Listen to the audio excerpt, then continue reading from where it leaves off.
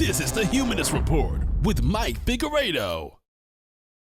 Support this podcast by joining the independent progressive media revolution today at humanistreport.com. Welcome to the Humanist Report. My name is Mike Figueredo, and this is the 78th episode of the program. Today is January 20th, and we have a brand new president being sworn in as I film this episode. But we're not going to talk about that because we don't like Donald Trump, so let's go ahead and get to the show. But before we get started, I want to thank several new people who decided to join the progressive independent media revolution. So today we have Akif Kutab, Sherry Eason, Gary Thompson, Brian Cartier, Daniel Smith, John Nays, and Felix Rosas. So these individuals decided to support the show either by signing up to become a member on humanistreport.com, by signing up to be Patreon patrons, or by sending us a donation via PayPal. So if you too would like to support the show, you could visit the links down below in the description box, or you could support us for free by liking and sharing our videos or whitelisting us on Adblock. You can also use our Amazon link to shop. So on today's episode, I will be talking about the DNC chair race debate and why I was disappointed in all of the candidates. I'll also talk about how the DNC is giving David Brock and billionaire donors control of the party in some ways, Tom Perez's refusal to say whether he'd ban lobbyist contributions to the DNC, the confirmation hearings of Betsy DeVos, Scott Pruitt, and Tom Price, the upcoming release of Chelsea Manning, Bernie Sanders' assertion that Republicans are actually getting nervous about the fallout from repealing the Affordable Care Act without replacing it. I'll discuss how Bernie-crats took over the Californian Democratic Party, Debbie Wasserman Schultz's hilariously ironic comments about Russia influencing the election. You're going to love this. I'll talk about the unorthodox form of protest of Vice President Mike Pence. And finally, the detestable plan by Republicans to gut the Endangered Species Act. So all of these topics will be discussed on today's episode. Let's go ahead and jump right in because we've got a lot to cover. Enjoy the show. So I wanted to give you guys a rundown of the DNC chair debate that aired on the Huffington Post. Now, overall, I went into this debate with rose-colored glasses, and I was trying to look for things to be optimistic about because in the era of Trump, I know people are demoralized, and I know that we need something that's going to give us hope. But unfortunately, I came away from this debate completely disappointed, overwhelmingly disappointed, quite frankly. And this is because what little hope I had left in the Democratic Party, what little enthusiasm I had about even Keith Ellison, I feel like that was all dashed because there were some things that I heard from this debate that I not only disagreed with, but I just found it outright disturbing. And there's many reasons here that I have for you. So to kind of start off, what I've said previously is that going forward, the Democratic Party, they can't change the past, but what they need to do is acknowledge the elephant in the room. They need to acknowledge that what the DNC did in the 2016 Democratic primaries, that was unethical, and it was also tantamount to fraud, hence why there is a lawsuit going on against the DNC right now because of what they did to Bernie Sanders and his supporters and how they tipped the scales in favor of Hillary Clinton. And the candidates were asked what they thought the DNC did wrong in 2016, and we'll go ahead and hear them out, but I'll tell you why I was disappointed in their responses. The biggest mistake that the DNC made, not just in the 2016 election, but in all of the elections that I can think of before that, is not having an overarching identity message that as Democrats we can be proud to stand under. I've been doing work in Idaho, and one of the things that's killing us is the brand that Democrats have, and unfortunately that brand got even more damaged this year. The biggest mistake that the DNC made, I agree with Sally. The problems that we had weren't 2016 problems. Problems that we had were that the fact that we abandoned the 50-state strategy that Howard Dean started when he was chair of the DNC.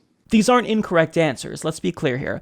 These are relatively good answers, but they're not addressing the main problem and the main thing that the DNC got wrong. And this was screwing over half of the party by tipping the scales in favor of Hillary Clinton. Now, if you're wondering why these people did not address this, or if they were avoiding it, well, it's because they were asked whether or not the DNC tipped the scales in favor of Hillary Clinton during the 2016 Democratic primaries, and they just outright reject that idea. Another show of hands question. Who here believes that the DNC did unfairly put its thumb on the scale during the 2016 primary? That's a gotcha question I'm not going to answer. Thank you.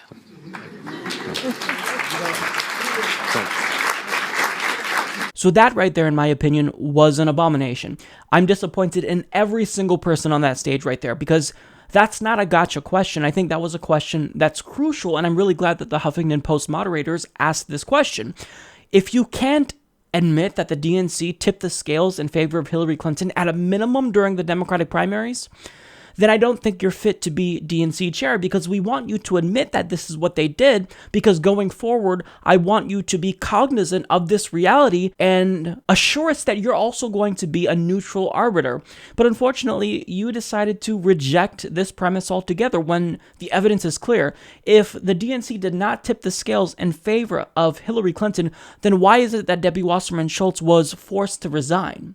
Did she just resign on her own accord? No, she was forced out because she was exposed as someone who rigged the primaries against Bernie Sanders.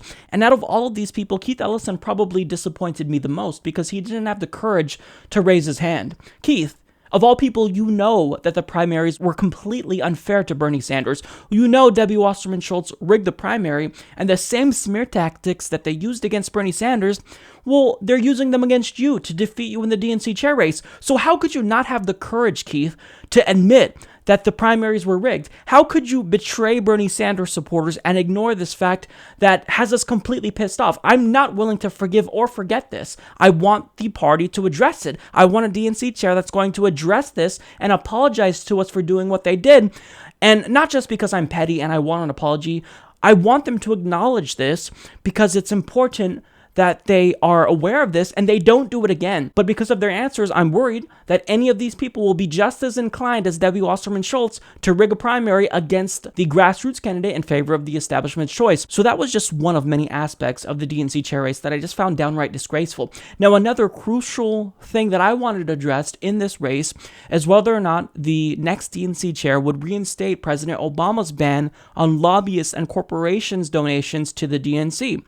And again, their answers were really disgusting. When lobbyists or corporations give us any money, what are they going to get from the DNC? It's not like we have a vote in Congress. We can't determine any laws. If I do become DNC chair, I'm not going to impose a policy on anybody. We're going to have a democratic process on how we arrive at funding the Democratic Party. So hands down, the worst answer came from Jamie Harris.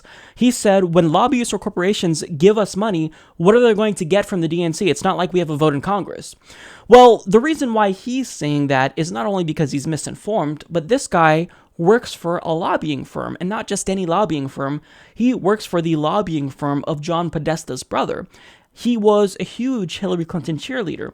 So of course he's going to say that. But also, to answer his question, what are they going to get from the DNC?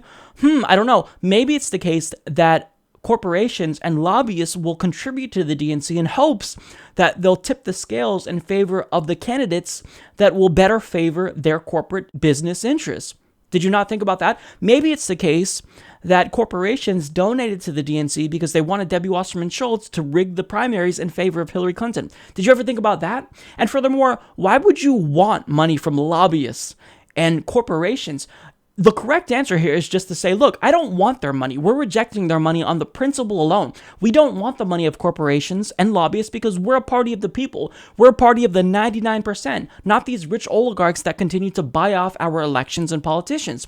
So you've got it completely backwards here, Jamie Harrison. You should be ashamed of yourself that you are running to be the head of a party that's supposedly a champion of the working class. Disgraceful. Now, admittedly, I was also disappointed in Keith Ellison's response here too, because I don't know if you picked up what he was putting down there, but he's wavering on his decision to ban lobbyist contributions to the DNC. He says that he will not unilaterally impose this policy. He's going to leave it up to a democratic vote within the DNC.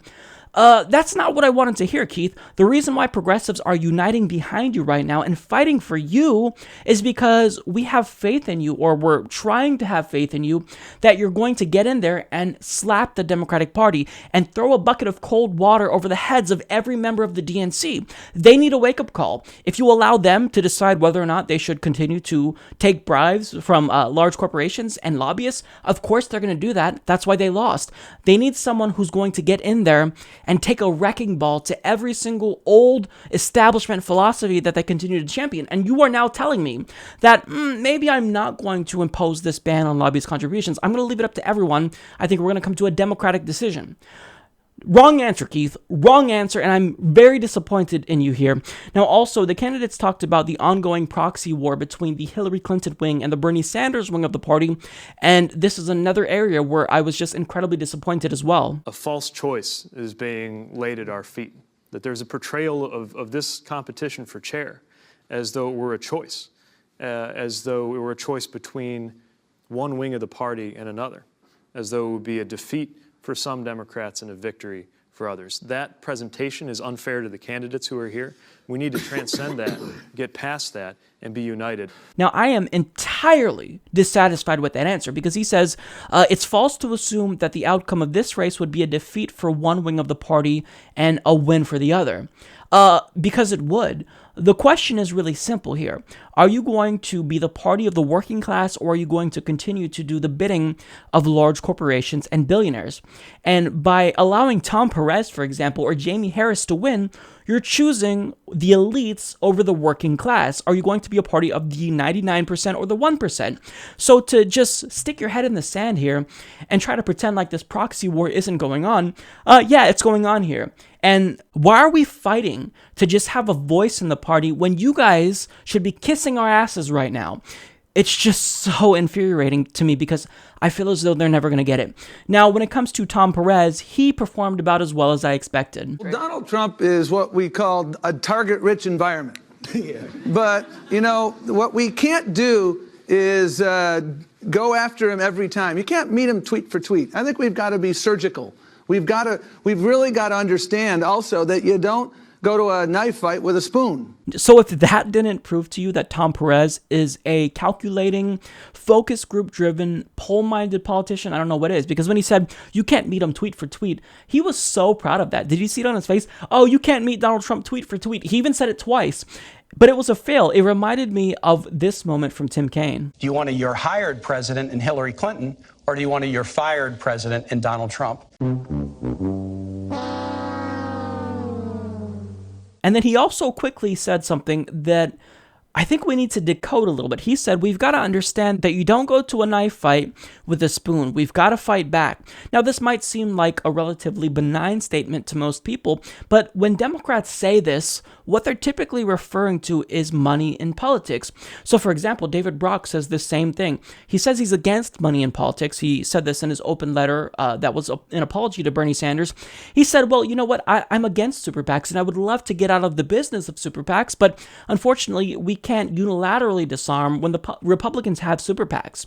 So the same argument that Democrats have been making consistently is being made here by Tom Perez. Well, you know, if Republicans are taking money from billionaires, if they're taking money from super PACs, if Republican presidential candidates and House and Senate candidates have super PACs, then why should we disarm? Why show up to a gunfight with a spoon?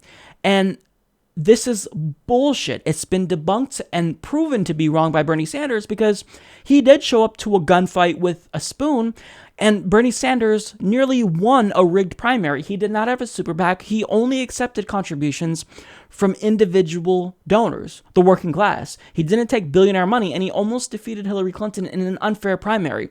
So that line of reasoning has got to be it's got to be put in a box and buried deeply because it's bullshit. Now, there was a point in there that I found interesting. So they were asked whether or not Haim Saban should apologize to Ellison for calling him an anti-Semite. Please raise your hand if you think Saban should apologize for those remarks. Would anybody like to take the question? Sure. I think it's important that we realize that this is bigger than our own selves. What we're fighting against with Donald Trump means that we all have to be together. I just think everybody should know that Haim and I did have a phone call. I won't disclose what we talked about, but it was amicable, and we're going to get together and build on our relationship. So I don't want everybody to think that that was the last word. It wasn't. And I think we're on the road to recovery in that regard. So I just wanted people to know that, and I'll let my colleagues address. Thank you. Thank you. Listen. Keith is a great guy who works hard each and every day for his constituents. And so we need to, as a party, stop with all of the demonization of each other and focus on the real war right now, and that is against Donald Trump. 30 seconds. I think I may have been the only one who did not raise my hand, and that's because I think as Democrats, we need to stop falling for these gotcha questions. I think when the media wants to divide us in this way, divide our funders from our potential leaders, we need to just stop taking the bait. So I'm not going to take the bait on that question of division. I'm not going to take the debate on the Sanders versus the Clinton divide. And I would look to all of my candidates up here and say, let's stop taking the debate. Now, I was glad that the other DNC chair candidates did not use this opportunity to attack Keith Ellison, but what was odd about this is I found myself more disappointed in Keith Ellison's response than anyone else's. He said, Saban and I had a phone call and it was amicable, and we're going to get together and build on our relationship.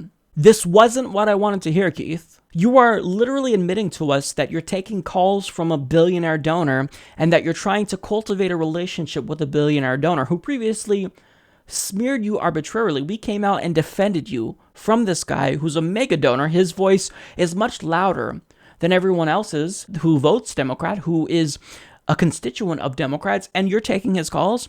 We don't want you to get cozy with billionaires. What you should be doing, Keith Ellison, is telling him to take a hike right now, because if you are saying that you're going to work on your relationship with Haim Saban, you're communicating to progressives that you're not that progressive after all. You want these cozy relationships between the Democratic Party and their billionaire funders. Not acceptable. And then we had Jimu Green. She said, we need to stop falling for these gotcha questions. When the media wants to divide us this way, divide our potential leaders from our funders, we just need to stop taking the bait. So she probably thought that she was saying something really profound here, but what she was saying was terrible. She's saying that she doesn't want there to be any tension between the Democratic Party donors and the Democratic Party leaders, or potential Democratic Party leaders. Sorry, I've got news for you. I want there to be a divide between the Democratic Party's donors, the billionaire class, the lobbyists, and Democratic Party leaders. I want the Democratic Party donors to hate Democrats so much that they abandon the party altogether, and the Democratic Party has nowhere left to turn but voters. And I shouldn't have to hope for something like this. I shouldn't have to beg a political party whose job is to represent constituents to fight for us. But instead, we have to fight with billionaire donors. Voters are forced to compete with billionaires and large multinational corporations for a party that's supposed to be the champions of the working class. It's so ridiculous. So this isn't a gotcha question, and for you not answering it shows that you're a coward, and it proves to us that you celebrate large multinational corporations and billionaires buying off our Democratic Party leaders. You should be ashamed of yourself. And furthermore, this woman was a Fox News contributor for 7 years. So I don't know why you think you're qualified to be the DNC chair, but clearly you have no idea what voters want. And maybe it's the case, even though you said that you were exposed to Republican propaganda and you know how to counter it, maybe that got to your head a little bit, because you clearly don't know what the Democratic Party voters actually want right now. We don't want someone who's going to be beholden to large multinational corporations and billionaires. Hence why we did not come out to support Hillary Clinton, which is why she lost. I'm so frustrated by this. So in sum, none of these candidates prove to me that they are willing to fundamentally reform the party in the way it needs to be reformed in order to make it the party of the people again. So in conclusion, if these are the best candidates that the Democratic Party has to offer, if any of these people will be the next DNC chair, then buckle up, because we're going to have Donald Trump and the Republicans in control of Congress and the White House for a very long time. So in my opinion, outgoing Labor Secretary and current DNC chair candidate Tom Perez already disqualified himself from the race when he decided that as Labor Secretary, he was going to go against labor unions and push for the disastrous so-called free trade deal, the TPP. So that alone should make him not eligible to be the next DNC chair. However, if you wanted one more reason as to why you shouldn't support him, here you go. So according to The Intercept, asked at a DNC forum in Phoenix last Saturday whether he will revive President Obama's ban on corporate donations to the DNC and a ban on appointing lobbyists as party leaders, it's actually not that simple a question, Perez responded, adding that such a move might have unintended consequences. Perez argued that such a ban might impact union members who are lobbyists, though the question explicitly only addressed corporate lobbyists. Speaking to the Huffington Post, Perez has refused to clarify his position on resurrecting President Obama's ban on lobbyist donations to the DNC, which was overturned by former DNC chair Representative Debbie Wasserman Schultz during Hillary Clinton's bid for the presidency. The only firm restriction on special interest money Perez has announced is that he will not accept lobbyist donations for his own campaign committee, formed to support his bid for DNC chair, but even this position has come under question. So to me, this is a deal breaker. We're not talking about the influence of labor unions here like he's trying to frame it as. We're talking about the influence of corporate lobbyists and multinational corporations and billionaires. And the reason why he's being really shady in his framing of this and why he won't commit and why he refuses to state whether or not he would ban lobbyist contributions is because he wouldn't. Tom Perez is change on the outside, continuity on the inside. This guy will not reform the Democratic Party in the way that it needs to be reformed. This is Obama's choice to lead the DNC, and I don't even think he wanted to run. He was probably pushed to run by the Democratic Party establishment because they see that members of Bernie Sanders' populist movement are rising up and we're demanding that they stop being beholden to special interests. And Democrats are stupid enough to believe, one, either that, they can't win without corporate money, or two, they don't want to get off of the corporate teat, so to speak. So they're fighting this. They're resisting change vehemently. And Tom Perez is basically the establishment's way of stifling change. And it's despicable. So if the party selects Tom Perez as the next DNC chair, the party will lose again. I guarantee it. Because you can't continue to do the same thing after you lost because of something that you were doing, which is being bought off by corporations. The voters didn't come out to support you guys. We know that you guys sold out. We know you're not representing us. Liberal voters, by and large, are smarter than conservative Republican voters. So you can't fool us as easily as the Republican Party can fool their constituents. So for you to try to pull the wool over our eyes and shove another corporatist down our throats like you did with Hillary Clinton, it's not going to happen. It's not going to happen. So Tom Perez is a no-go. Try to make him DNC chair. Do it if you want to lose.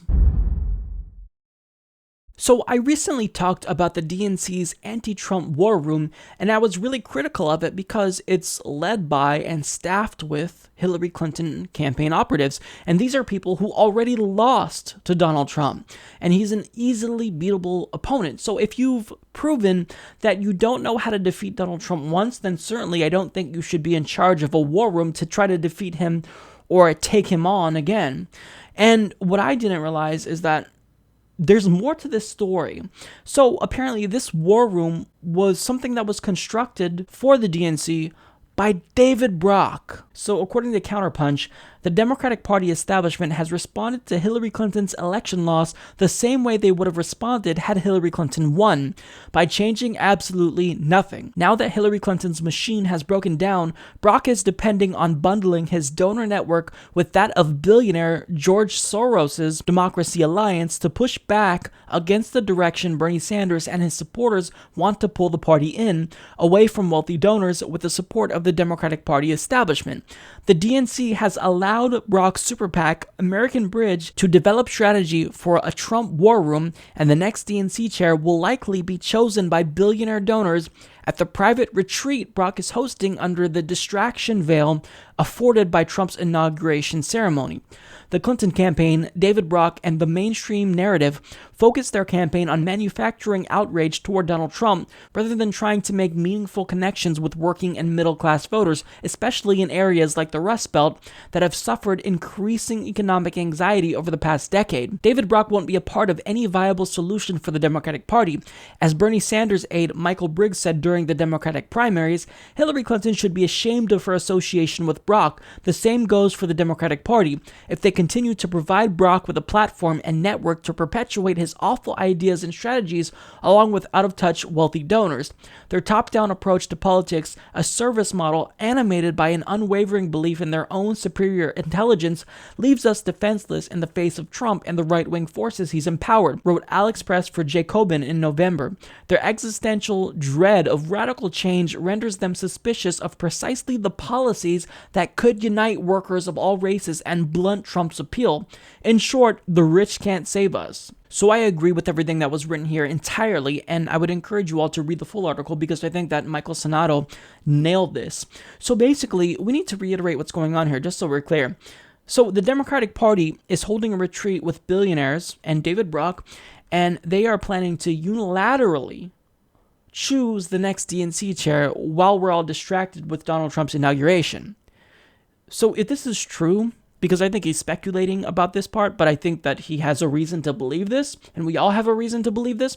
If this is true, we are not going to get Keith Ellison. We're going to get Tom Perez, whether we like it or not, because, I mean, this decision, although it's democratic, we don't make a vote. I have no say, you have no say. It comes down to people within the DNC, and the DNC currently, they accept large sums of money from lobbyists and multinational corporations. So who is it that those moneyed interests are going to want to be in charge of the organization? It's not going to be someone like Keith Ellison unless they can somehow buy off Keith Ellison or get him to be more friendly if he does accept this position. What they're going to do is try to keep the same business as usual. And by allowing billionaires and a super PAC to literally create a strategic arm of the DNC, it's just insulting. It's so insulting because you're really spitting in our faces here. I mean, I've said it once, I'll say it again.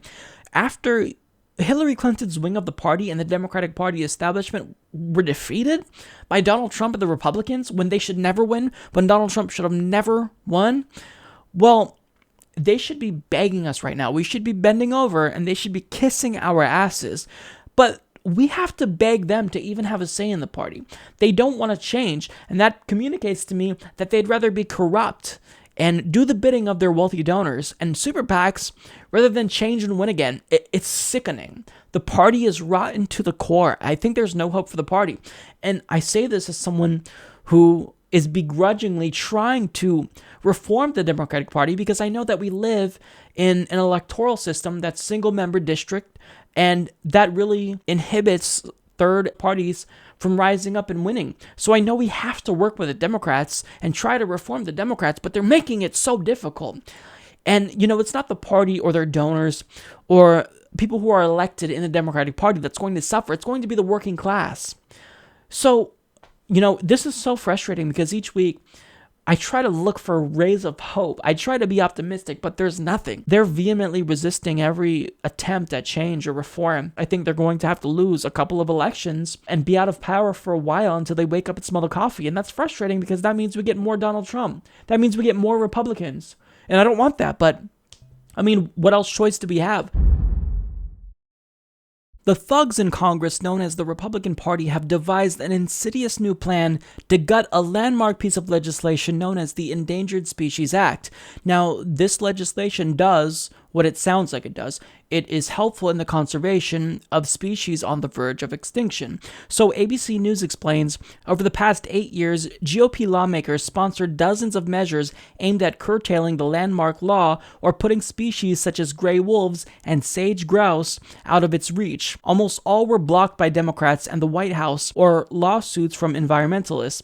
Now, with the ascension of President-elect Donald Trump, Republicans see an opportunity to advance broad changes to a law they contend has been exploited by wildlife advocates to block economic development. It has never been used for the rehabilitation of species. It's been used for control of the land, said House Natural Resources Committee Chairman Rob Bishop. We've missed the entire purpose of the Endangered Species Act. It has been hijacked. Bishop said he would love to invalidate the law and would need other lawmakers' cooperation. The 1973 Act was ushered through Congress nearly unanimously, in part to stave off extinction of the national symbol, the bald eagle. Eagle populations have since rebounded, and the birds were taken off the threatened and endangered list in 2007. Reforms proposed by Republicans include placing limits on lawsuits that have been used to maintain protections for some species and force decisions on others, as well as adopting a cap on how many species can be protected and giving states a greater say in the process. Any species that gets in the way of a congressional initiative or some kind of development will be clearly at risk, said Jamie Rappaport Clark, president of Defenders of Wildlife and a former Fish and Wildlife Service director under President Bill Clinton. The political lineup is as unfavorable to the Endangered Species Act as I can remember. More than 1,600 plants and animals in the U.S. are now shielded by the law. Hundreds more are under consideration for protections. Republicans complain that fewer than 70 have recovered and had protections lifted. Spokesman Mike Danilak said Barrasso will seek to strengthen and modernize the management of endangered species, but offered no specifics. Barrasso's predecessor, Senator Jim Inhofe of Oklahoma, suggested in an interview that one species should be removed from the list every time another is added. Another Republican, Alaska Senator Dan Sullivan, said he wants to limit applications for protections to one species at a time. So this makes it crystal clear to me that the Republican Party has no idea how to govern. Every time they get in office, they take a wrecking ball to civil rights, civil liberties, to the planet, and now to species that are endangered. They are just a deplorable caucus of human beings that formed a party together just to fuck things up. Now, to be objective, are there legitimate criticisms that you can have against this law? Well, sure, they complain that this prevents them from thinning down areas that are densely populated with trees that are vulnerable to forest fires. I get that. They also say that some species remain on this list for too long. Well, it's meant to be changed every now and then. So, I mean, if you have problems with this, you can amend it. But what they're proposing is not an amendment. They're basically just proposing to gut the Endangered Species Act. Inhofe said that if you add a new endangered species, you have to remove one. That's not how the environment works. Are you serious? You can't control how many endangered species are on the list. If 1,000 species need protection, then 1,000 species need protection. If you allow the government to do this, you're basically letting them choose which species lives and goes extinct. And we know that that choice will be made based on their corporate donors. And then limiting the application of the Endangered Species Act or limited the amount of lawsuits you can have will render it useless. So, I mean, let me be clear here in telling you what this is really about. So when Jamie Rappaport said any species that gets in the way of a congressional initiative or some kind of development will clearly be at risk, he hit the nail on the head, because this is not about their legitimate grievances with the Endangered Species Act. This is about the Republican Party bending over backwards to appease their wealthy donors that want to screw over the environment because it's profitable and it will appease their shareholders. This is what this is about. Now, this move, it's not just unethical, but it's politically stupid as well, because according to Tolchin research, they found that 90% of voters support upholding the Endangered Species Act. So the Republicans are brazenly going against the American people at the behest of their donors. So my question is there not a single person in this whole goddamn party that actually has any moral values? I mean, every time Republicans gain control of government, they want to remove civil rights that we've fought decades for. They want to strip more civil liberties away from us that we've fought for, like marijuana. They want to take away healthcare. They want to kill the planet. And now they want species that are vulnerable to go extinct. Is there not one person who's willing to stand up and say, maybe what we're doing is wrong? Maybe we shouldn't be 100% sold out to our donors, and maybe we should think just for a second that what we're doing is fucking sick? They're the party of death. That's what these Rethuglicans are. We need to refer to them as what they actually are. They're the party of death.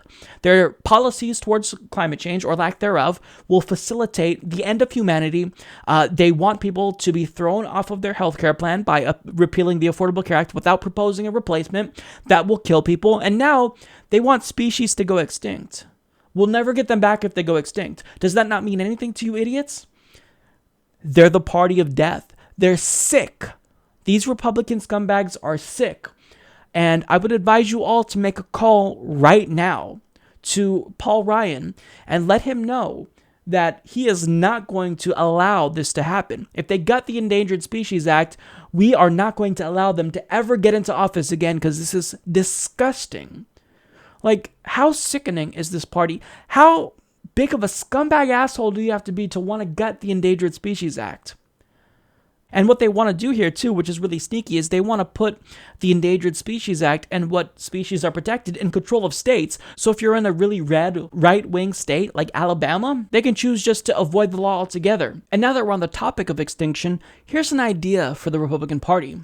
Why don't you guys go extinct? Nobody wants you here, and I think a lot of us would like to see you guys not exist anymore. So the party needs to collapse, and I really hope that Republicans go the way of the dodo, because you guys are grotesque. Education Secretary nominee Betsy DeVos was grilled by Democrats during her Senate confirmation hearings, and I'm glad that they were tough on her because not only is she grossly unqualified to be the Education Secretary and presumably was only nominated by Donald Trump because she's friends with Donald Trump and is a billionaire who donated to him, she's also someone who holds some political positions that are just downright appalling and would be detrimental to the education of American children. Now, to give you an example of this, she previously stated, quote, "There are not enough philanthropic dollars in America to fund what is currently the need in education versus what is currently being spent every year on education in this country. Our desire is to confront the culture in ways that will continue to advance God's kingdom." So she wants the American education system to mirror the, quote, education system that you see in places like Saudi Arabia, where you indoctrinate children into a religion and you don't actually teach them facts. No thank you, Betsy. Now, I think Democrats are pretty hard on her, and I was really proud of them for doing this. But when it comes to Bernie Sanders, he took it to a whole new level. So Bernie Sanders calmly and politely crushed her soul. Mrs. DeVos, there is a growing fear, I think, in this country that we are moving toward what some would call an oligarchic form of society, where a small number of very, very wealthy billionaires control to a significant degree our economic and political life. Would you be so kind as to tell us how much money your family has contributed to the Republican Party over the years? Senator, first of all, thank you for that question. Again, was pleased to meet you in your office last week. I wish I could give you that number. I don't know. I have heard the number was 200 million. Does that sound in the ballpark? Collectively, between over my the years, entire yes. family, that's possible. Okay. My question is, and I don't mean to be rude, but do you think if you were not a multi-billionaire, if your family has not made hundreds of millions of dollars of contributions to the Republican Party, that you would be sitting here today?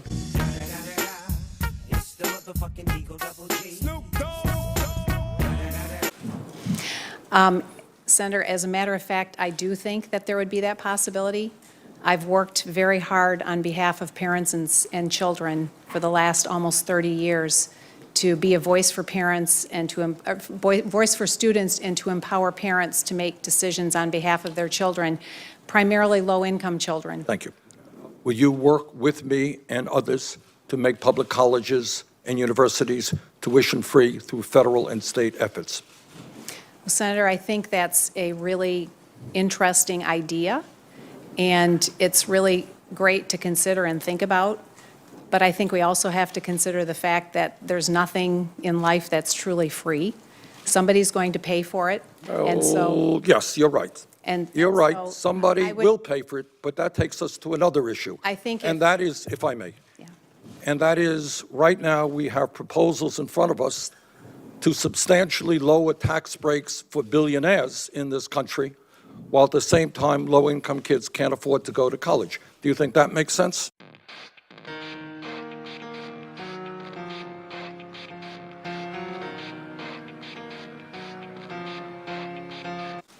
Senator, I think if your question is really around how can we help college and higher education be more affordable for young people as they anticipate. Actually, that wasn't my question.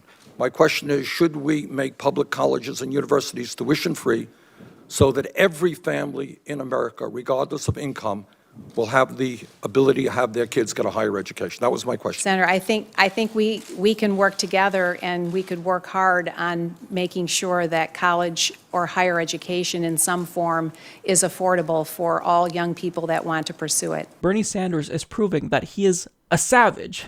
Now, getting to what she actually said, she's so rich that she doesn't even know how much her family collectively contributed to the Republican Party. So she thinks maybe $200 million, give or take. I think that sounds like a plausible amount to donate, or that we did donate. So you're honestly admitting to us that you're so rich, you have no idea whether or not $200 million was given to a party or not? Okay, if you have that much money, maybe it's the case that you're just a little bit out of touch with the average American. Maybe you shouldn't be the education secretary because you have no experience here. Now, she also said that she's not in favor of making public colleges and universities tuition free. And she said, quote, nothing in life is truly free. And she said, somebody's got to pay for it. And Bernie Sanders brilliantly said, yeah, you're right. You're going to pay for it because we're going to tax billionaires like you who are greedy, and you are going to fund the tuition of average Americans. I think that's pretty reasonable. I mean, they get tax breaks, they get bailed out when the economy is in ruins. So why can't they bail us out and pay for our education? Now, there were other portions of her confirmation hearing that were just utterly absurd. So when it comes to the question as to whether she would allow guns in schools, she said, well, we probably should keep guns in schools because bears. You can't say definitively today that guns shouldn't be in schools? Well, I will refer back to Senator Enzi and the school that he was talking about in Wapiti, Wyoming. I think probably there, I would imagine that there's probably a gun in the school to protect from potential grizzlies. What the hell did you just say? Yeah, she wasn't joking there. She wasn't being tongue-in-cheek. She said schools should have guns because of bears.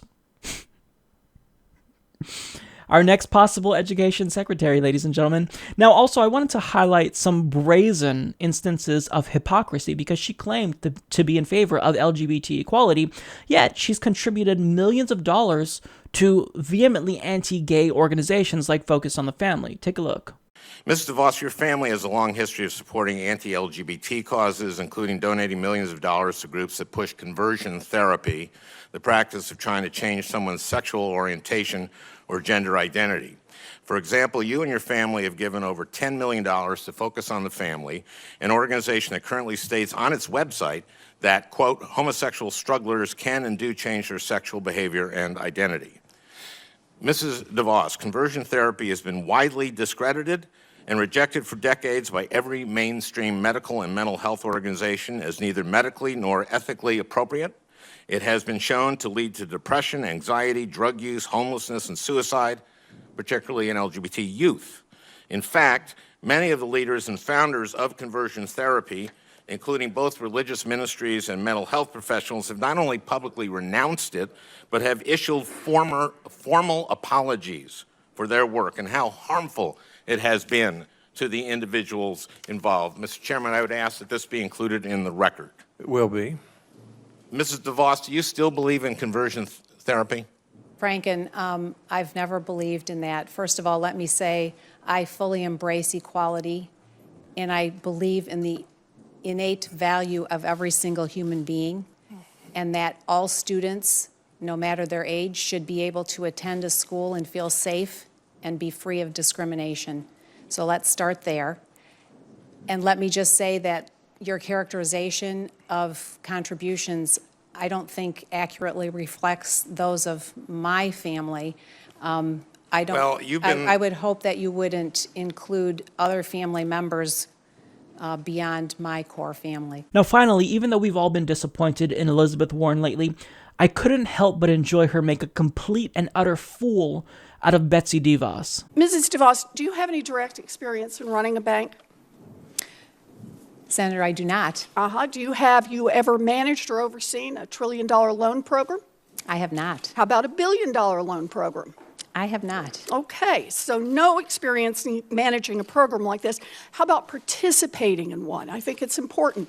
for the person who is in charge of our financial aid programs to understand what it's like for students and their families who are struggling to pay for college. Mrs. DeVos, have you ever taken out a student loan from the federal government to help pay for college? I have not. Have any of your children had to borrow money in order to go to college? They have been fortunate not to. Have you had any personal experience with a Pell Grant? Not personal experience, but certainly friends and students with whom I've worked. So you have no personal experience with college financial aid or management of higher education. Mrs. DeVos, then let's start with the basics. Do you support protecting federal taxpayer dollars from waste, fraud, and abuse? Absolutely. Oh, good. So do I. Because now we all know that President-elect Trump's experience with higher education was to create a fake university, which resulted in his paying a $25 million to students that he cheated. So I'm curious about how the Trump administration would protect against waste, fraud, and abuse at similar for-profit colleges. So here's my question. How do you plan to protect taxpayer dollars from waste, fraud, and abuse by colleges that take in millions of dollars in federal student aid? Senator, if confirmed, I will certainly be very vigilant. Yeah, I'm asking how. How are you going to do that? You said you're committed. The individuals with whom I work in the department will ensure that federal monies are used properly and appropriately, and I will look forward to working with you. So you're going to subcontract making sure that what happened with universities that cheat students doesn't happen anymore? No, I didn't say You're that. going to give that to someone else to do? I just want to know what your ideas are for making sure we don't have problems with waste, fraud, and abuse. I want to make sure we don't have problems with that as well. And Well, if here- confirmed, I will work diligently to ensure that we are addressing any of those issues. Well, let me make a suggestion on this. It actually turns out that there are a whole group of rules that are already written and are there, and all you have to do is enforce them.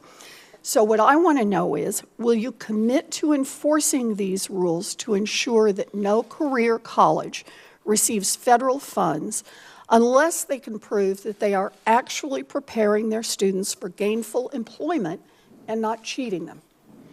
Senator, I will commit to ensuring that institutions which receive federal funds are actually serving their students well. And so you will enforce the gainful employment rule to make sure that these career colleges are not cheating students?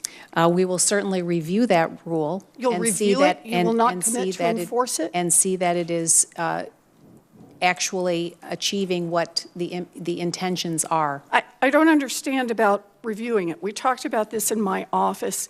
There are already rules in place to stop waste, fraud, and abuse, and I don't understand how you can not be sure about enforcing them. You know, swindlers and crooks are out there doing backflips when they hear an answer like this.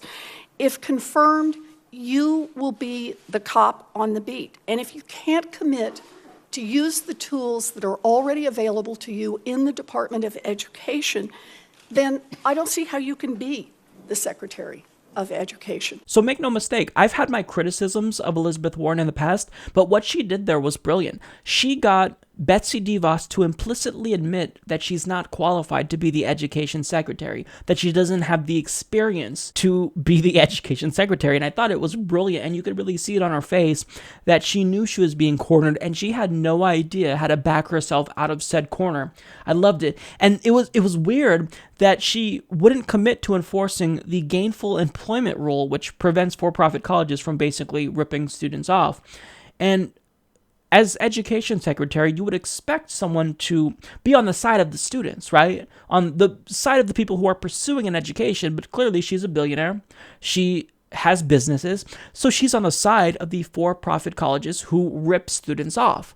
They defraud students. And this has been a phenomenon that's been occurring for decades in the country, and we need an education secretary who's going to stomp on these idiots, who's going to crush them if they're going to rip off the American people. If you're not actually going to educate people and give them the skills that they need, if you're just going to take their money and then rip them off, that's unacceptable. You're defrauding them. So Betsy DeVos, however, is not saying that she's going to prevent this from happening.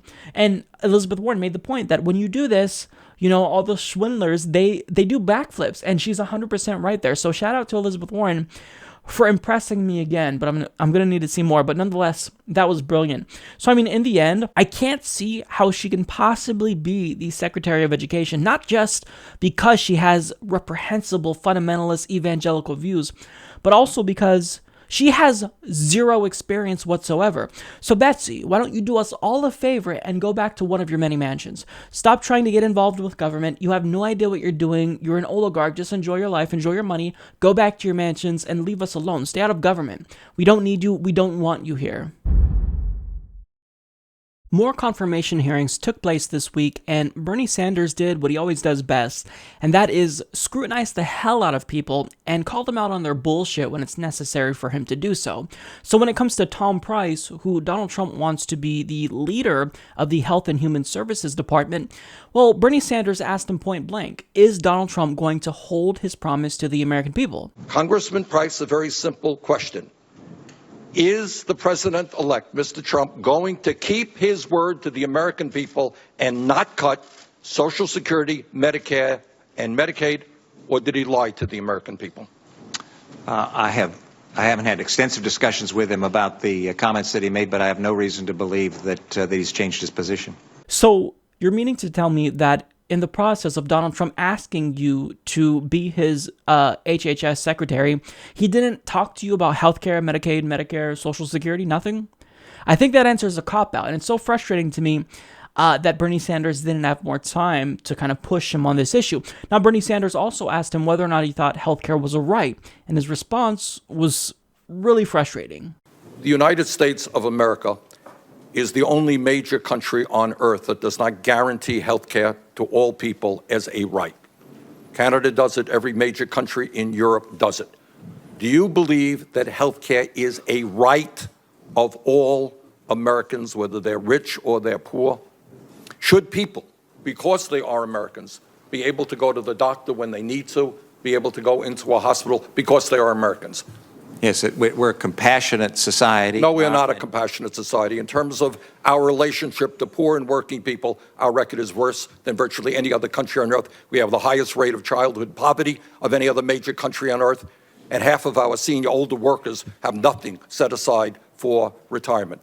So I don't think compared to other countries we are particularly compassionate. But my question is, in Canada, in other countries, all people have the right to get health care. Do you believe we should move in that direction? If you want to talk about other countries' health care systems, there are consequences to the decisions that they've made, just as there are consequences to the decision that we've made. I believe, and I look forward to working with you to make certain that every single American has access to the highest quality care and coverage that is possible. Has access to does not mean that they are guaranteed health care. I have access to buying a $10 million home. I don't have the money to do that. And that's why we believe it's appropriate to put in place a system that gives every person the financial feasibility to be able to purchase the coverage that they want for themselves and for their family. Again, not what the government forces them to buy. Yeah, but if they don't have any, well, that's a longer story. Thank you very much. Thank you. Basically, he tried to espouse platitudes. He's like, we're a compassionate society, and Bernie Sanders shut him down immediately because we're not a compassionate society. Don't say we're a compassionate society, because the people who go bankrupt or die due to lack of healthcare coverage, they wouldn't call us a compassionate society. And when you look at the fact that we're the only major modern nation who doesn't offer healthcare to all citizens, no, we're not a compassionate society. And that's not even getting to the war issue. But also, he said, if you want to talk about other countries' healthcare systems, there are consequences to the decisions they made, just as there are consequences to the decisions we've made. Right. The consequences in Canada, for example, is that if you have a medical emergency, you don't go bankrupt and you don't die.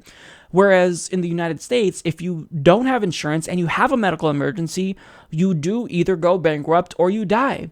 That's the consequences. Now, what he's really implying here is that, well, people die in Canada because they wait so long. I've heard this from Republicans before.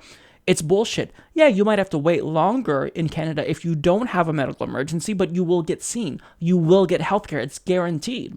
So I'm okay with Canada prioritizing people who are more sick and moving them up on the schedule, but I'm not okay with anyone dying. See?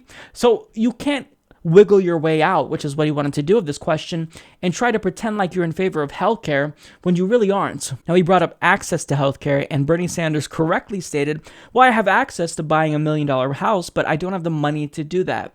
So, I mean, Bernie Sanders gave him no wiggle room to obfuscate here, which is what he really wanted to do. He wanted to dodge the question, and he was really uncomfortable.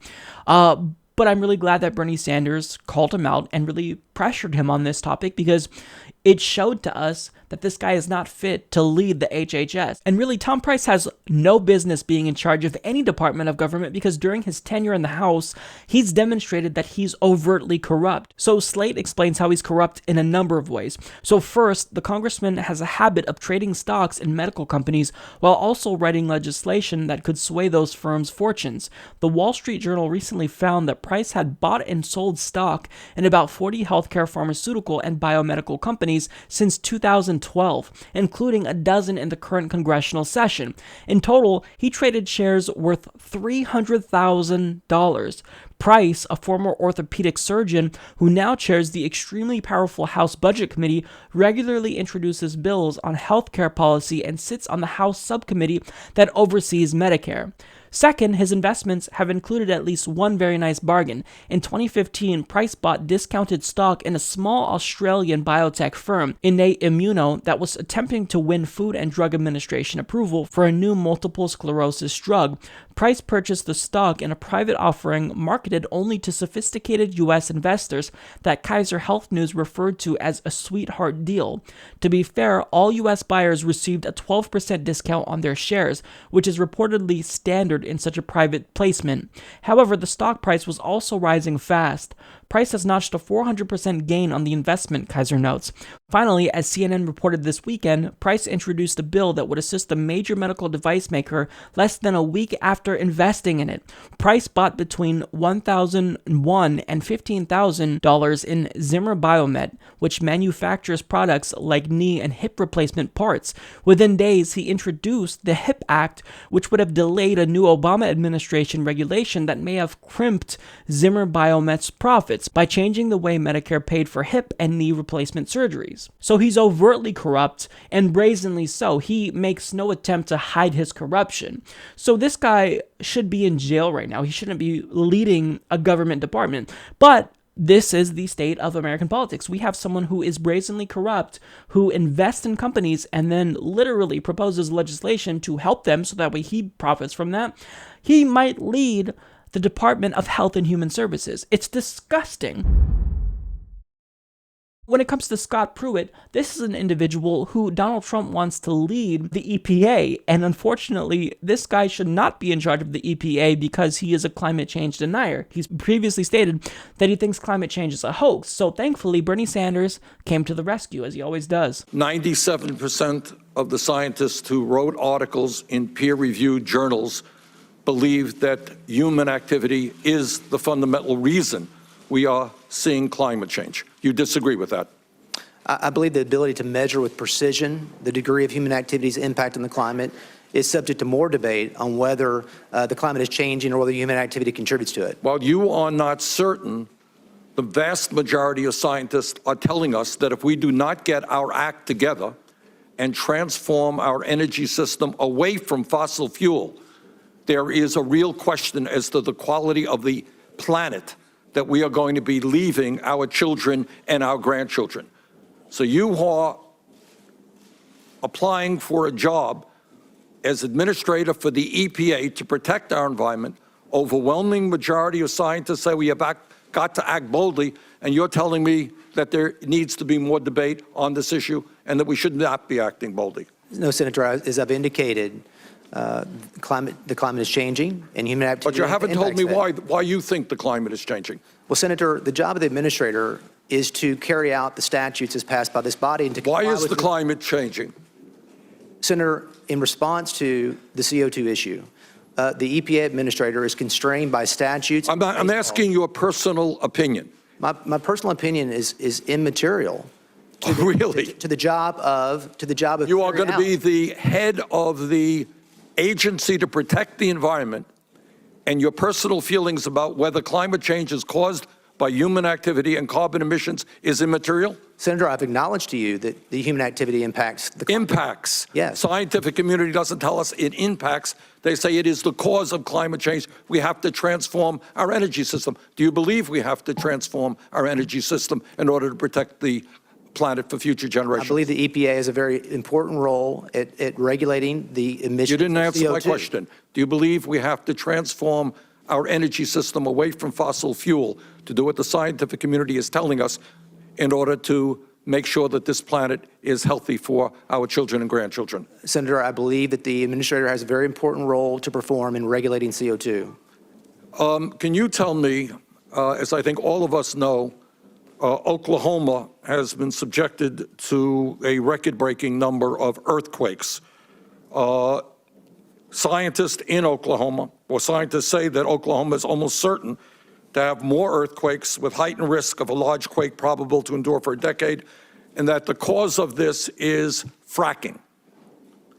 Can you point me, picking up on Senator Harris's discussion with you, can you point me to any opinion that you wrote, any enforcement actions you took against the companies that were injecting waste fracking water?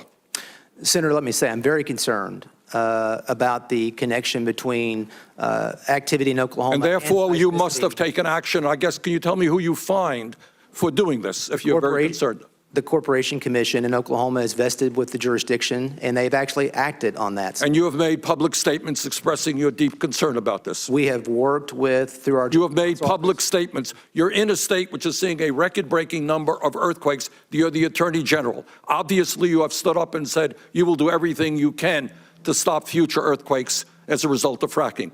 Senator, I've acknowledged that I'm concerned about... You acknowledge that you are concerned. Your state is having a record number of...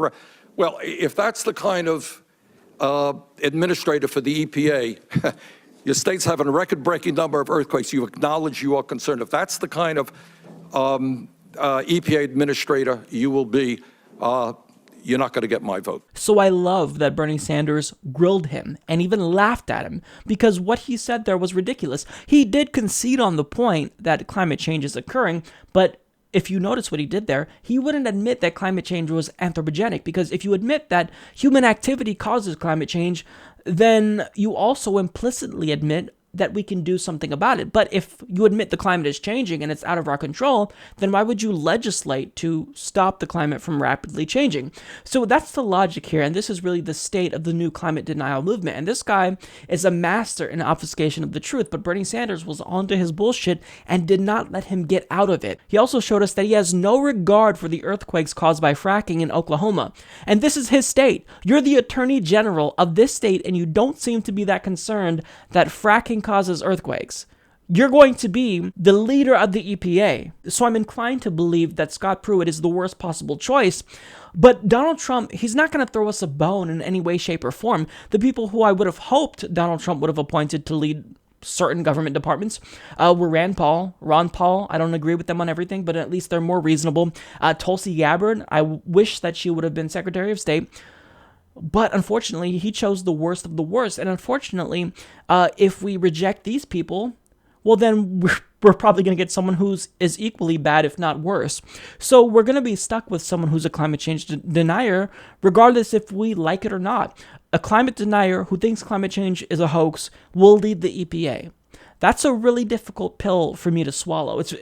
It's unfathomable to me, but unfortunately, this is the state of the country. A climate denier will be in charge of the EPA if he's confirmed, and someone who doesn't believe healthcare is a right will be in charge of the Department of Health and Human Services.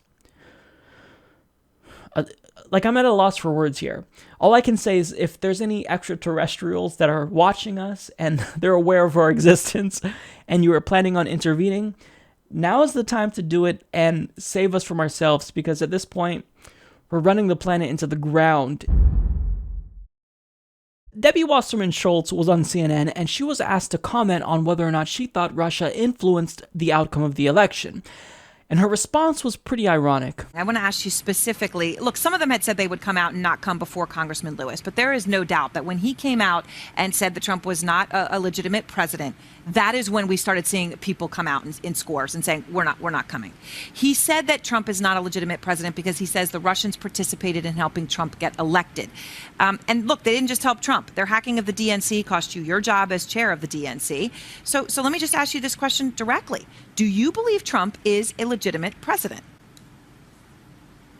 What I believe is that there's no question that the outcome of this election was affected by the Russian interference with the campaign, and because our intelligence community has unequivocally stated that Russia's intent was to influence the outcome of the election in favor of Donald Trump, I believe, one, that the investigation that the United States Senate is going to do into the relationship and interaction potentially between the Trump campaign and Russian officials, that's essential. Yeah. But I think there's no question that the outcome of this election was affected by Russian interference with the campaign.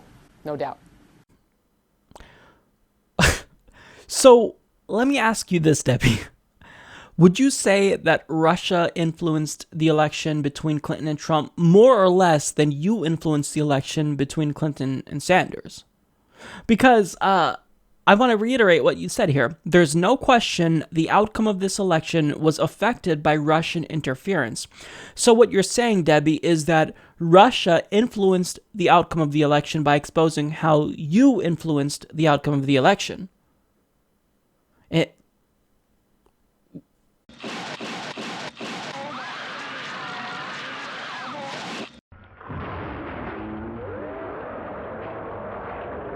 Now, what's interesting to me is that the evidence that supposedly confirms that Russia did, in fact, hack into the emails of the DNC and John Podesta, well, that evidence is secret. It's classified. We're not allowed to see it. So even if, though, that we can prove and see the evidence and confirm beyond a shadow of a doubt that Russia did, in fact, hack into those emails, to state that that influenced the outcome of the election, don't you think that's a dubious assertion? Because you can't say that this actually did have a huge impact on the election. I would argue that Hillary Clinton did not lose because of these emails. She lost because she did not appeal to the working class. So while we can't prove, however, that Russia influenced the election, what we can prove, Debbie, is that you influenced the outcome of the Democratic Party primaries. So as it stands, you have no right to talk about interfering in elections when you literally had to step down because you interfered with an election. You hypocrite. So this is just like, I was honestly shocked. Like, Debbie continues, even though she's done really egregious things, she continues to surprise me because I don't know how low that bar is going to be lowered. But trust me, she's lowering the bar in terms of what the Democratic Party will say and do that's just incredibly hypocritical or ironic. Now, also, I don't know if you caught it, but the CNN anchor literally stated that Russia cost Debbie Wasserman Schultz her job. Excuse me? It's the actions of the person who's committing the crime that led to their punishment. So, I mean, since when is it acceptable to label a person exposed of wrongdoing as the victim? That's what you're doing. You're making Debbie Wasserman Schultz, whose guilt was exposed, you're making her into the victim. So why are you allowing Debbie Wasserman Schultz to be the victim when she's the one who victimized Bernie Sanders supporters? She defrauded Bernie Sanders supporters, hence why we're suing her currently. So it's just, I feel like everyone has lost their minds here. What I also find hilarious is that knowing that the DNC's emails contained evidence that the DNC and Debbie Wasserman Schultz did in fact tip the scales in favor of Hillary Clinton, well, she literally confronted James Comey about this. She told Comey that he should have come to her directly once the FBI was aware of the breach, just as he had done with other hacking victims. Because presumably, if Comey had notified her in advance, then she could have hid the emails, and maybe could have been shielded from public scrutiny and wouldn't have lost her job. This is a joke. Like, this is a joke. The Democratic Party should want nothing to do with Debbie Wasserman Schultz.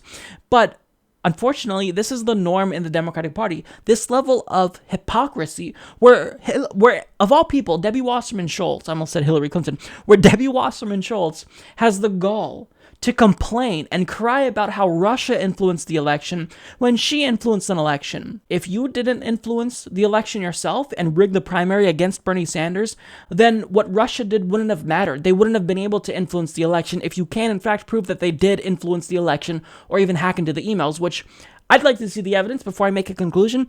But I'm sorry, it's your fault. Hillary lost because you rigged the primaries in favor of her when she was the demonstrably weaker candidate. She lost in 2008, and we all were telling you she was going to lose again, or was in danger of losing if you don't wake up. But you decided to lose with Hillary Clinton rather than win with Bernie.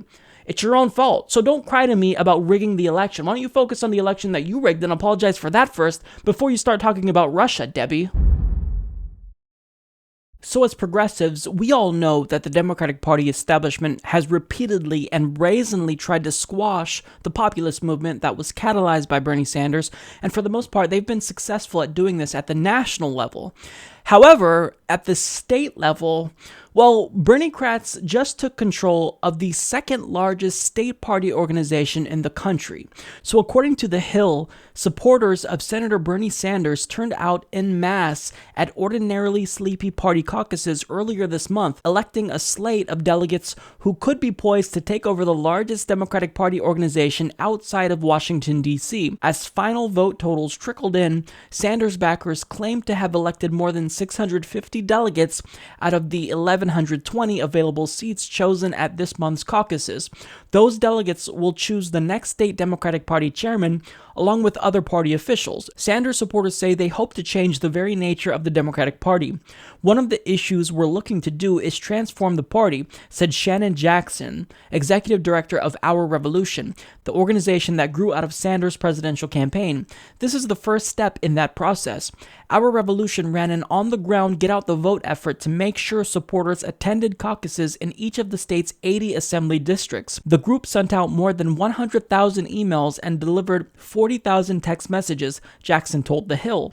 More than 800 Sanders supporters signed up to run for delegate seats. Longtime Democratic activists used to low turnout caucuses in which only party regulars showed up were stunned by the long lines they faced this year. One party strategist in Sacramento said he waited 45 minutes in line before being able to vote when he was used to walking in and out in the span of 5 minutes.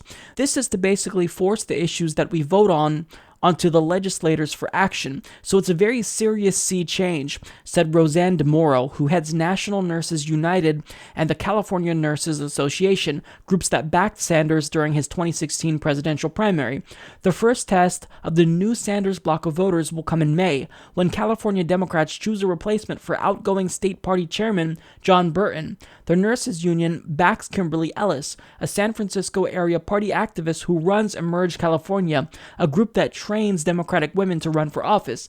Ellis will face Eric Bauman, who heads the Los Angeles Democratic Party and who backed former Secretary of State Hillary Clinton in the 2016 presidential election. Sanders' group has not made an endorsement in the race, though Jackson said Our Revolution would consider weighing in. California is not the only state in which Sanders backers are trying to take over the Democratic parties. The group is also organizing in Florida, Iowa, Colorado, and Michigan, Jackson said. Hopefully, within a year or two, we'll have a majority of states covered, Jackson said. So guys, this is awesome. I mean, if you were part of this, kudos to you. You did a phenomenal job. And we really have to give credit to Our Revolution, because I was very skeptical, at the inception of this organization that it wouldn't be as progressive as we were hoping. But I mean, it's proving to really be a fantastic organization that's doing a lot of good. So I mean, the fact that they were able to mobilize voters and get them to show out en masse like this,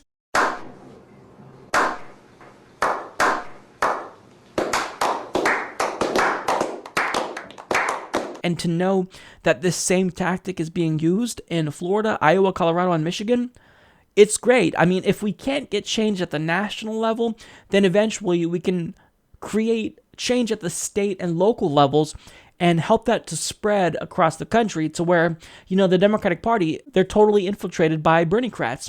So, I mean, this is a phenomenal victory. This is huge for us. I mean, California and the California Democratic Party, they're a huge organization. They have a lot of sway throughout the country. So for them to take over and hold a majority now, it's so great. Now to see what type of progressive reforms they'd be able to push and to see who they appoint as the head of their party organization, it's going to be exciting to watch. So honestly, this is a shocking victory to me, because as progressives, we've been completely demoralized. The Democratic Party has tried to do everything they could to quell our criticism of them and to shut us down and to silence us.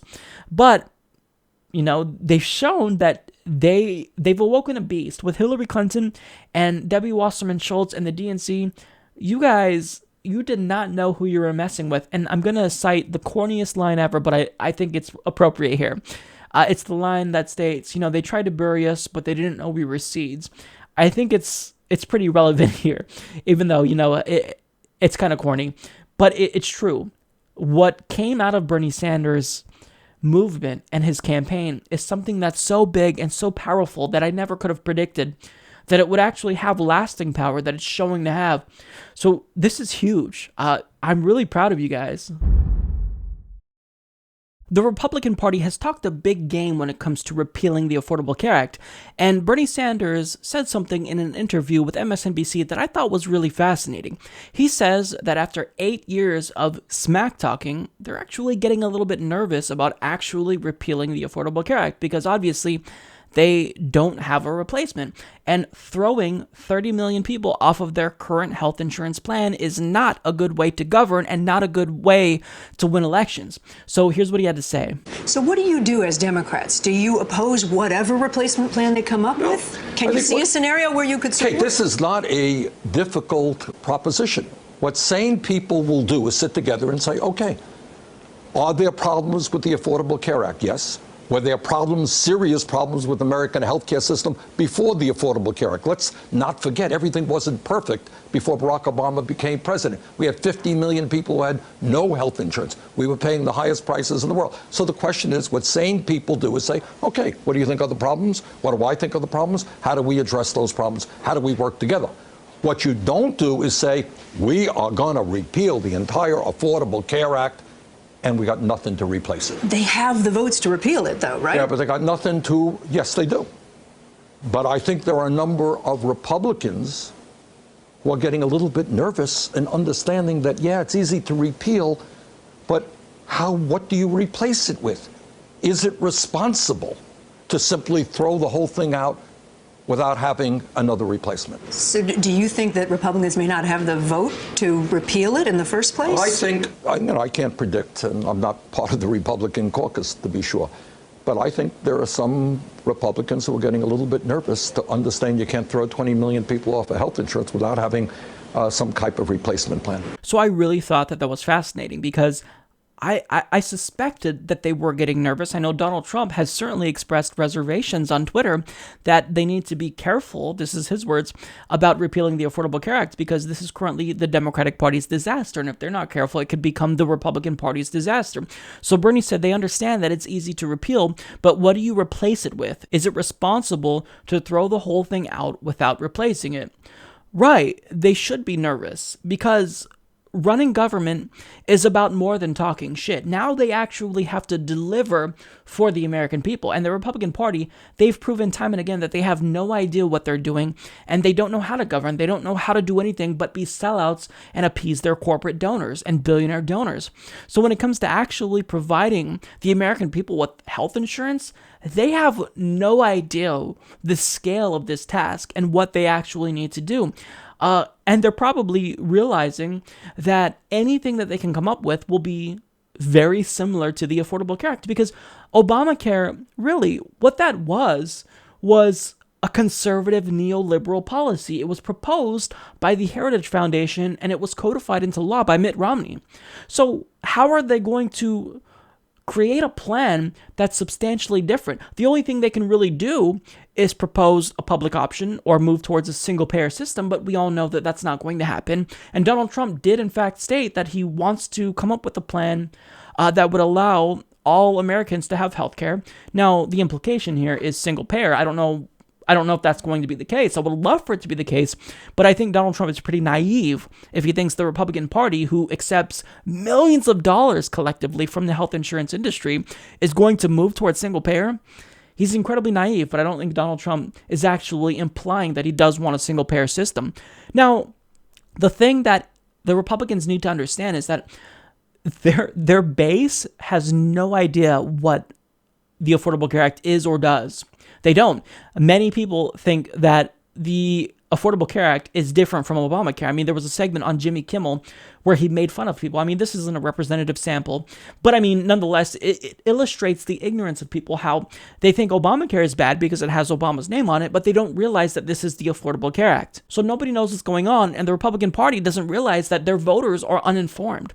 And they're uninformed because if you were informed, why would you vote Republican in the first place? So what they're going to do is they're going to repeal Obamacare. Their base will cheer them on. And then once their base realizes that they just lost their subsidy and they no longer have health insurance, well, then there's going to be hell to pay. And Republicans are going to get kicked out of Congress when this does inevitably happen. So, I mean, when it comes to whether or not Republicans will, in fact, repeal the Affordable Care Act without proposing a solution, I think they're stupid enough to do it. But only time will tell. And, they've already taken steps to repeal the Affordable Care Act. So we'll see. But I mean, it's not smart. And I really feel as though this is going to bite them in the ass. Knowing that Vice President Mike Pence governed as a right-wing homophobe, well, the LGBT community anticipated that he would do the same as Vice President. So they decided to show up to his home in D.C. and protest in the most hilarious and gayest way possible. So to kind of set this up for you before I tell you what happened. So outside of his home in DC, Mike Pence probably heard a bunch of shitty pop music playing. He heard a lot of loud noises and people cheering and chanting. So like any normal person, he probably decided to look out the window and see what all the commotion was about. And when he did look out the window and see what the hell was going on, this is what he saw.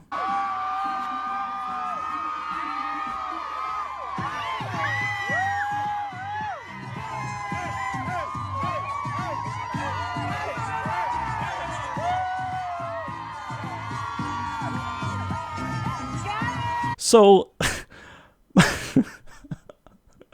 it's a homophobe's worst nightmare to look out your window and see a gay man twerking to really bad pop music. The individual who helped to organize this event had this to say about why he decided to do it. It's important because Mike Pence has passed several laws and has, through his actions and through his stances, had very anti-LGBT policies, and he's now entering into the second highest position in the country. Are you concerned about the next 4 years? We are definitely concerned, and that's why we're out here protesting with love, self-acceptance, self-expression, and peace. Thank you. Thank you. So, I mean, I don't really have much to say about this other than shout out to these people. I really am a big fan of this type of grassroots activism. And these people, they're really standing up and they're choosing not to roll over and accept whatever anti-gay policies Mike Pence puts forward as vice president. And what they're really doing is they're sending him a strong and clear message that if he governs as vice president in the same manner as he was as the governor of Indiana, that's harmful to the LGBT community, then they're going to show up to his house and protest him relentlessly. And I think that this type of grassroots activism is how you really get the attention of politicians, because they often screw over the American people and then go home to their mansion and then try to forget about it. But if you show up to their house and protest and show these people that you mean business and you're not going to allow him to get in office and push these really harmful policies to the LGBT community, then I think that you can be effective at putting pressure on him.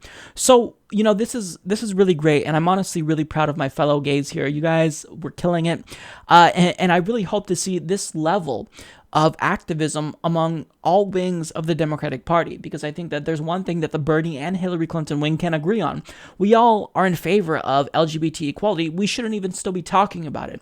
But the fact that we do is the unfortunate situation that we're living in. So even though I want to help reform the party, I certainly don't want to go backwards when it comes to the progress that we've made.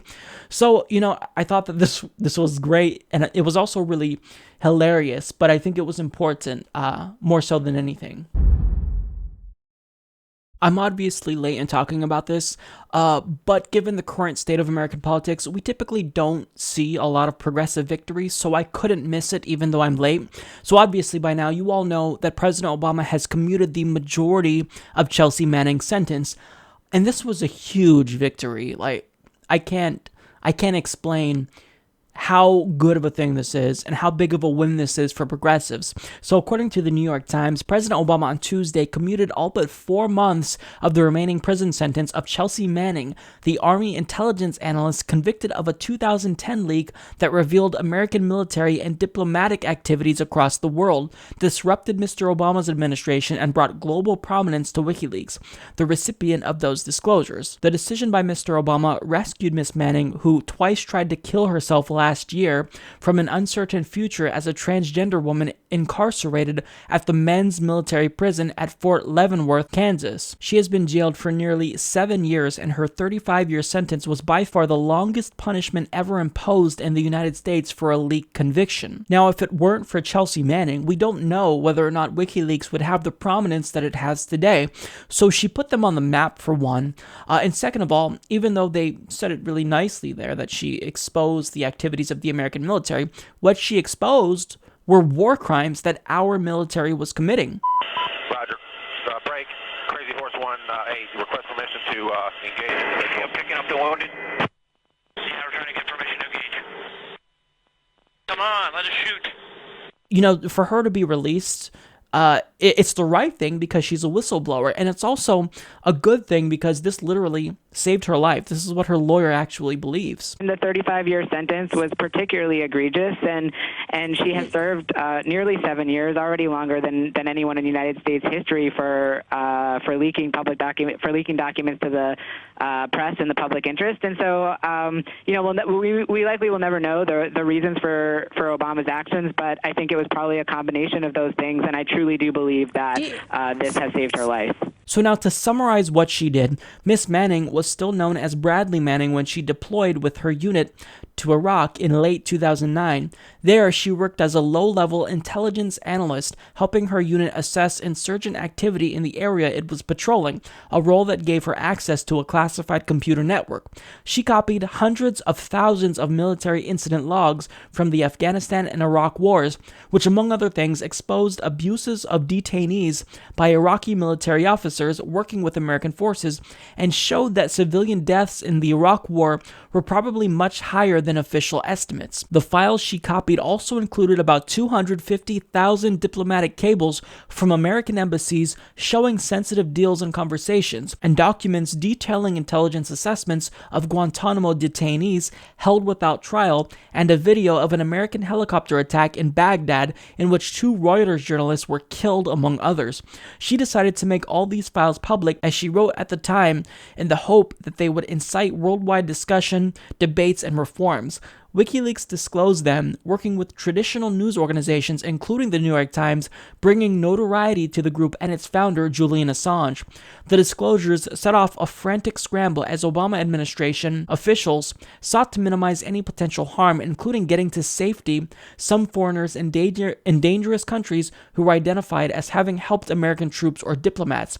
Prosecutors, however, presented no evidence that anyone had been killed because of the leaks. Prosecutors said that because the secret material was made available for publication on the internet, anyone, including Al-Qaeda, could read it, and they accused Miss Manning of treason, charging her with multiple counts under the Espionage Act, as well as with aiding the enemy, a potential capital offense, although they said they would not seek her execution. Miss Manning confessed and pleaded guilty to a lesser version of those charges without any deal to cap her sentence, but prosecutors pressed forward with the trial and won convictions on the more serious versions of those charges. A military judge acquitted her of aiding the enemy. Now, I really want to stress just how unfair this whole situation was and how unfair the American government was to Chelsea Manning, because her lawyers correctly characterized the verdict as, quote, perhaps the most unjust sentence in the history of the military justice system. And this is due to a number of reasons, not just the verdict, but how she was treated. So this is according to WikiLeaks. No whistleblower has ever been punished this harshly. And Manning, quote, waited in prison for 3 years for a trial. That's 986 days longer than the legal maximum. And she was also subject to deplorable conditions, was denied her glasses, denied sleep, blankets, and clothes, and was prevented from exercising. So effectively, she was tortured. Now, additionally, key portions of the trial were to be conducted in secrecy. So 24 prosecution witnesses gave secret testimonies in closed sessions, permitting the judge to claim that secret evidence justifies her decision. And furthermore, this leak did not endanger the lives of Americans, as it was widely believed to be the case. So Bradley Manning, now known as Chelsea Manning, this is someone who's a hero. This is someone who's a whistleblower, and President Obama said that he would protect whistleblowers. But the fact that he allowed this to go on for so long is egregious, and it shows that he lied to us. Now, I'm thankful to President Obama that he did choose to pardon Chelsea Manning, but I feel as though she should be reimbursed for the time that she spent. Like, she should be rewarded compensation for how she was treated. We tortured an American citizen. We tortured a whistleblower. If you deprive someone of sleep, if you don't give them their glasses, if you don't allow them to exercise, is that not cruel and unusual punishment? Like, if that isn't, then I don't know what is. So if our government is not transparent, sometimes it takes the acts of courageous individuals like Chelsea Manning to let us know exactly what they're doing. And sometimes they're committing war crimes, and we need to know about it and find out about it. But I just wanted to really inform people about the Chelsea Manning case and why it's so important that her sentence was commuted, because she's a hero. Well, that's all I got for you guys. I want to thank you all for tuning in so loyally each week, and I want to send a special shout out to the members of the Progressive Independent Media Revolution, anyone who's a member on humanistreport.com, anyone who signed up to be a patron on Patreon, and anyone who sent us a donation through PayPal. You guys help us not only to survive, but also to thrive and expand. And I've got big plans for the show. I keep saying this, but it's actually in the works. So thank you all so much. I'll see you next week. I hope you enjoyed the show. Have a good day.